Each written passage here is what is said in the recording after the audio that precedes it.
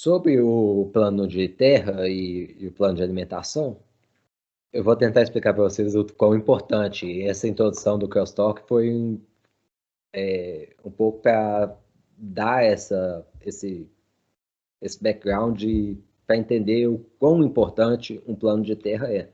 A primeira parte importante, eu acabei não colocando nada aqui no slide, mas foi falado há pouco, né? Então por isso também que eu não coloquei, é que o plano de terra ele vai permitir, o plano de terra o que é? Você vai usar uma das camadas da sua placa como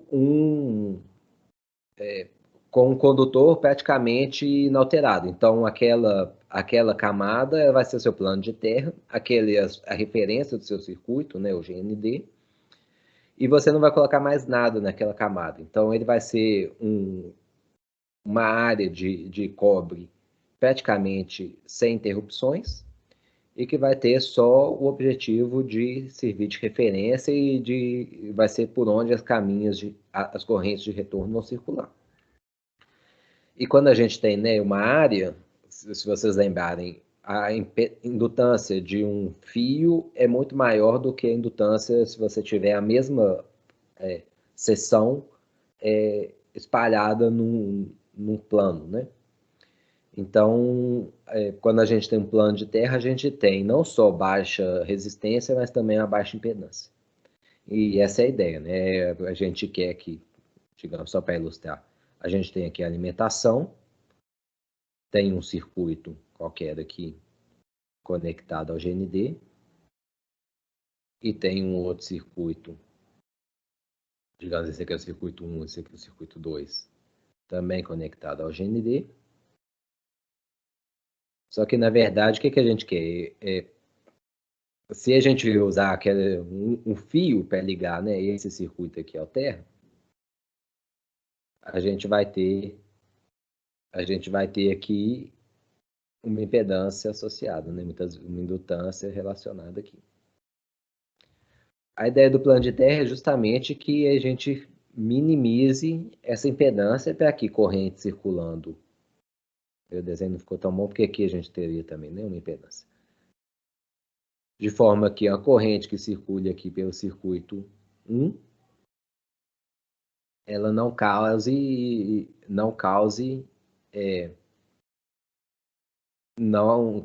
o crosstalk no circuito 2, não cause o crosstalk no circuito 1. Esse seria, na verdade, já uma conexão com um ponto de referência fixo. Para ter o crosstalk seria algo mais assim. A gente tem aqui um circuito 1, aqui o circuito 2, 2. A gente teria aqui, né, a nossa referência do circuito. E aqui uma conexão e aqui outra.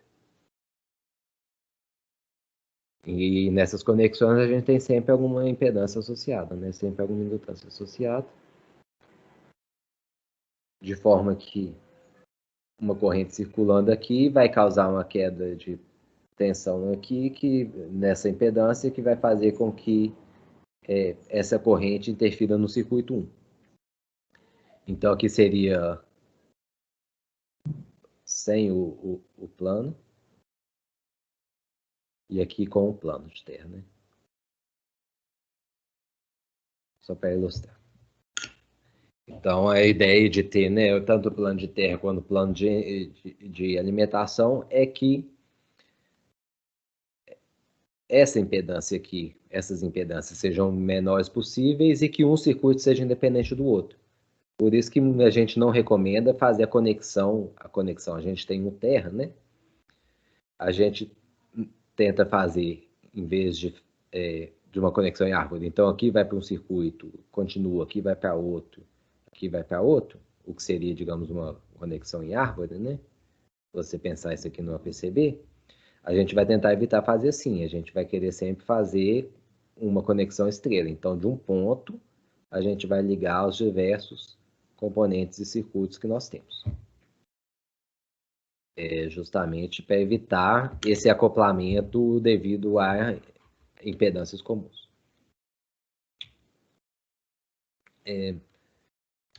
para ajudar a pensar isso, e eu acho que esse é um dos conceitos mais importantes, assim, que muitas vezes a gente esquece, vocês têm que lembrar que a corrente, né, o circuito elétrico, ele sempre, a corrente sempre circula por um caminho fechado. Ela sempre vai voltar de alguma forma para a fonte, né, para a fonte de tensão, por exemplo. E aí, normalmente, a gente se preocupa porque por onde a corrente está indo, então a trilha que a gente está colocando na PCE, por onde que ela está passando, mas a gente esquece que a corrente ela tem que voltar para a fonte, que é o que está acontecendo aqui. Ó. A gente tem uma porta que está servindo, né, para gerar o sinal. Essa trilha está passando por determinados segundos e ela chega lá na carga. Depois que ela chega na carga, ela tem que voltar aqui para essa porta. Se o nosso sinal é de baixa frequência, a corrente de retorno ela vai procurar o caminho que tem a menor resistência possível. E aí, muitas vezes, ela distribui aqui, né, no plano, de novo, essa parte aqui, esse retângulo aqui é o plano de terra, ele vai distribuir para poder ter uma resistência baixa e voltar. Só que quando a gente olha para alta frequência, a nossa corrente de retorno, ela já não vai procurar mais o caminho de menor impedância, menor resistência, mas sim um caminho de menor impedância. E o caminho de menor impedância, nesse caso, vai ser o caminho logo abaixo, né, ou mais próximo possível da trilha em que o sinal está indo. Por quê? Se a gente voltar aqui no crosstalk, né? Porque vai ser o caminho que vai minimizar essa área aqui. A área vai minimizar a indutância. Por isso que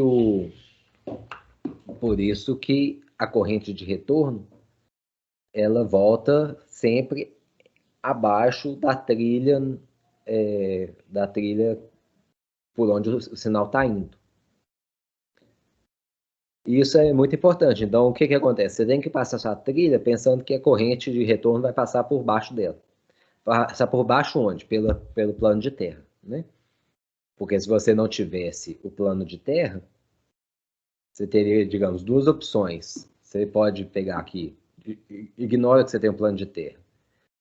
Você poderia fazer isso aqui como um caminho de retorno, ou então você poderia fazer um caminho aqui mesmo seguindo próximo para retornar. Então, digamos que a corrente tem essas duas opções. Se ela tiver essas duas opções, quase nenhuma corrente vai circular por aqui, ela vai circular quase toda pelo caminho próximo, que vai minimizar essa área aqui, ó. A área entre um condutor e o outro. Se você não tivesse essa trilha próxima aqui e somente essa longa aqui, a indutância que você teria nesse circuito seria muito grande. Qual que é o problema? Vai acoplar ruído fácil e vai emitir muito ruído, né? Vai emitir muito campo eletromagnético. E por isso, a gente colocar o plano de terra abaixo, né? Colocar um plano de terra no nosso circuito próximo da camada onde a gente está colocando os sinais, é importante para reduzir essa indutância, essa área ao máximo, reduzir a indutância, né? Reduz a indutância, reduz o acoplamento e reduz as emissões. Então, basicamente, os ganhos são todos esses. Aqui, detalhando um pouco, na verdade, a corrente ela se espalha abaixo do condutor.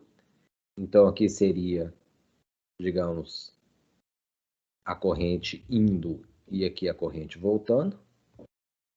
Mas ela volta com uma densidade de corrente que está se espalhando abaixo do condutor. Sendo que esse espalhamento aqui, ó, ele é proporcional à altura. A distância, mas a distância, né, à medida que a distância vai variando, ele vai ter esse sinal de sino aqui. Mas se é mais alto ou mais baixo, vai depender da distância entre o condutor e o plano de terra. Sendo que quanto menor essa altura, mais corrente a gente vai estar circulando mesmo embaixo do condutor e menos a gente vai ter aqui. Isso também é importante, né? Por quê? Porque essa corrente está circulando aqui. Se a gente tem um condutor vizinho a esse aqui, essa corrente vai causar de novo o acoplamento nesse circuito vizinho e causar o crosstalk, né? Então, por isso que a gente tenta colocar o plano de terra e tem que ficar próximo ao plano, a camada que você está passando os sinais. À medida que você vai distanciando, esse efeito benéfico de reduzir a área vai piorando, né? Sua densidade de corrente vai espalhando mais e você aumenta o crosstalk. Que é isso que está sendo mostrado aqui, né? Então, a gente tem o condutor do circuito agressor, o condutor do circuito vítima, estão distanciados por D, e à medida que a altura, esse gráfico aqui, né, é a transição no circuito agressor e o efeito no circuito vítima. À medida que a distância aumenta, o efeito, né, a tensão causada aqui na vítima aumenta também. E aí o Johnson, né, e o Graham, eles colocam como uma regra que a distância entre as trilhas seja pelo menos 4 vezes a altura, ou seja, 4 vezes a distância entre uma camada e outra, como uma forma de evitar ou reduzir o acoplamento indutivo.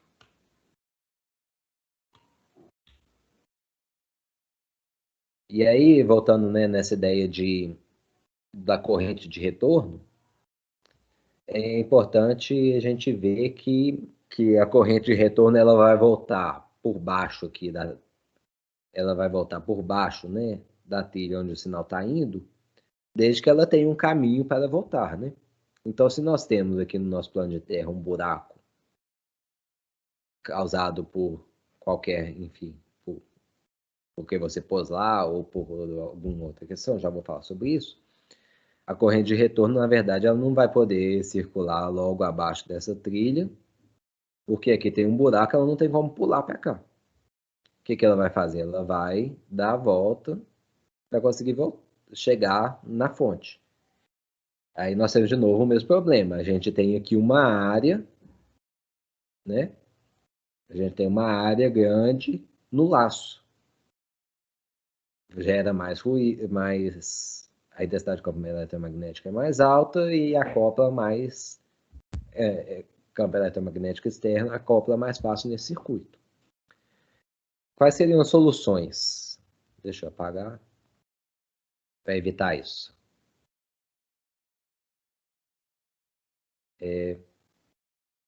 Nesse caso, uma solução óbvia eu não vou ter o buraco no terra, né? Às vezes você fez o buraco sem querer e pode simplesmente tirar. Muitas vezes não é bem isso que acontece. O que você poderia fazer? Você poderia fazer essa trilha circular por aqui. E notem que apesar de mais longa, né, no comprimento maior, a indutância dessa trilha vai ser muito menor do que a dessa aqui. Porque agora sim a corrente consegue voltar por debaixo. Ou então você também pode fazer aqui, olha, você pode colocar uma via aqui e uma via aqui, e você vai estar construindo uma ponte nesse buraco. De forma que aí a corrente de retorno vai circular aqui e vai passar pela ponte e vai voltar para debaixo. E aí você tem, nesse caso, uma área muito menor do que no caso inicial, onde você simplesmente está ignorando isso. Essa continuidade, né, esse pensamento de por onde está voltando a corrente de retorno, é importante tanto para evitar as emissões, para que você não tenha uma área grande no seu circuito e a emissão seja baixa, mas também para evitar o acoplamento.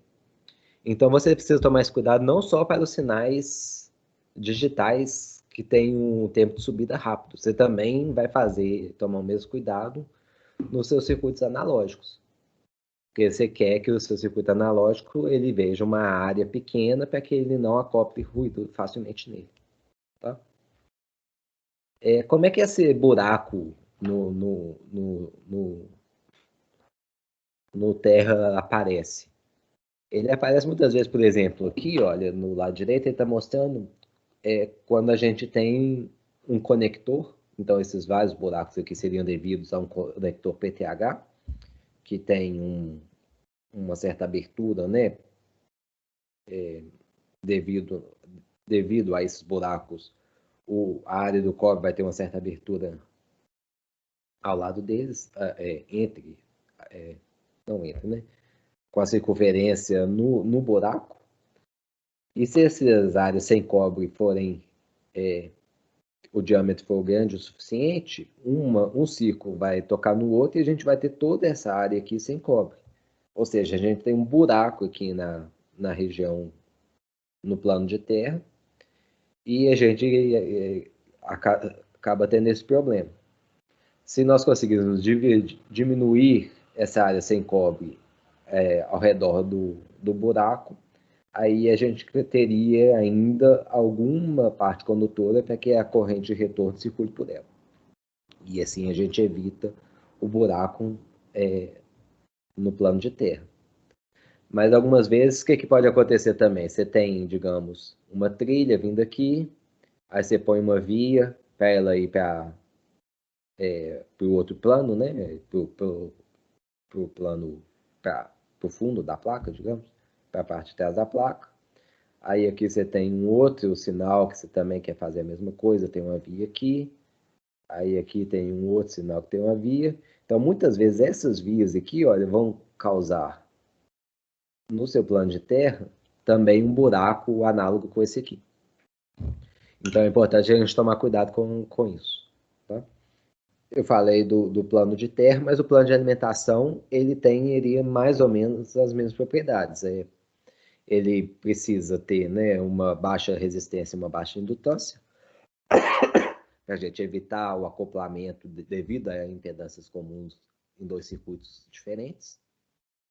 Se a gente olhar aqui o desenhozinho que eu fiz, é semelhante, né? No plano de terra, em vez de ser impedância aqui, seria aqui. Né? Então, a gente quer evitar que nós tenhamos aqui essa impedância comum.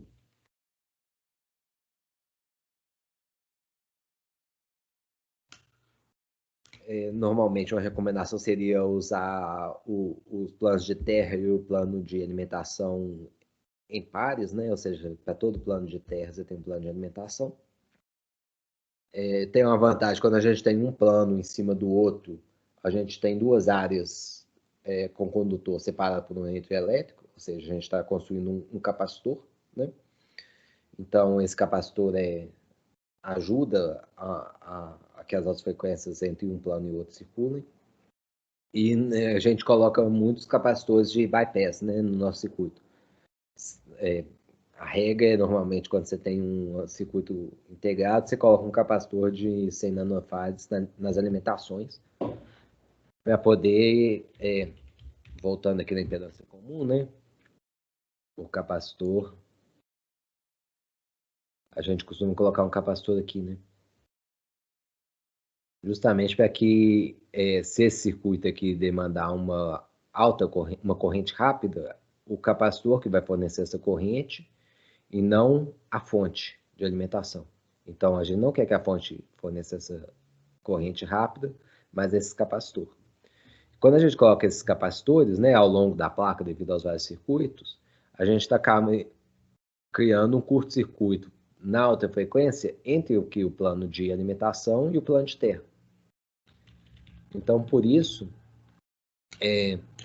o plano de terra e o de alimentação são curto-circuitados na alta frequência, e você pode usar também o plano de terra como caminho para a corrente de retorno. Embora tenha que tomar cuidado, porque às vezes a gente tem um plano de terra, mas ele não é tão contínuo igual o GND, porque GND Você pode ter diferentes referências no seu circuito, mas normalmente você tem, em uma área do circuito, você tem um terra bem estabelecido, né? Na fonte de alimentação, você pode ter algumas tensões de alimentação, e aí, às vezes, você não faz uma camada com uma fonte de alimentação só, você divide ela um pouco em várias outras camadas, vários outros circuitos. Então, uma área com 5 volts, outra área com 3,3, outra área com 1,2. E aí você tem uma abertura nesses planos de alimentação. E aí você tem que tomar cuidado por isso, né? Quando tem uma descontinuidade, a corrente de retorno não vai conseguir circular por ali e vai ter que dar a volta por algum outro lugar. E notem isso, né? A gente não controla por onde ela está dando a volta. Ela vai dar a volta pelo caminho que ela achar de mais interessante. Então, essa também é um cuidado que a gente tem que ter e algo mais falando em favor dos planos de terra e planos de alimentação. É importante projetar não só por onde a corrente vai ir, mas também por onde ela vai voltar.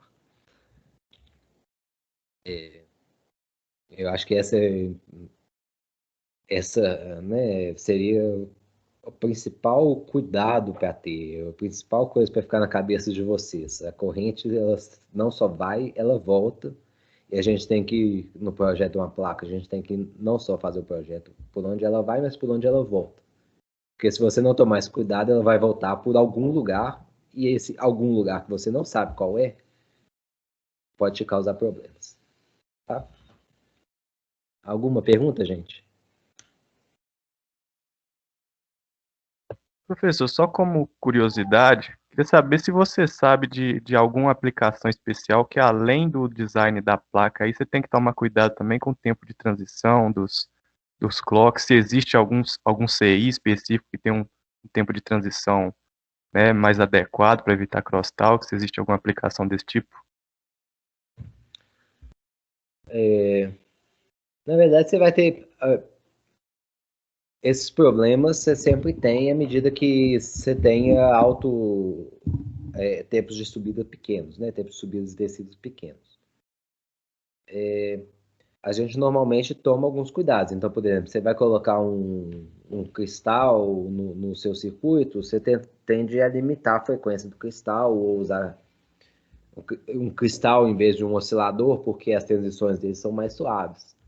Normalmente a gente tenta evitar ou usar as transições o mais demoradas possíveis, sendo ainda adequadas para o nosso circuito. Mas a verdade é que os circuitos hoje, os componentes, eles são rápidos, né? Então, depois a gente pode olhar a folha de dados do processador que a gente está a estudar, para ver qual que é o tempo de subida e descida, mas vai ser alguns nanosegundos, alguns dezenas de nanosegundos, não vai ser muito mais do que isso. Então é o que a gente vai precisar sempre tomar cuidado.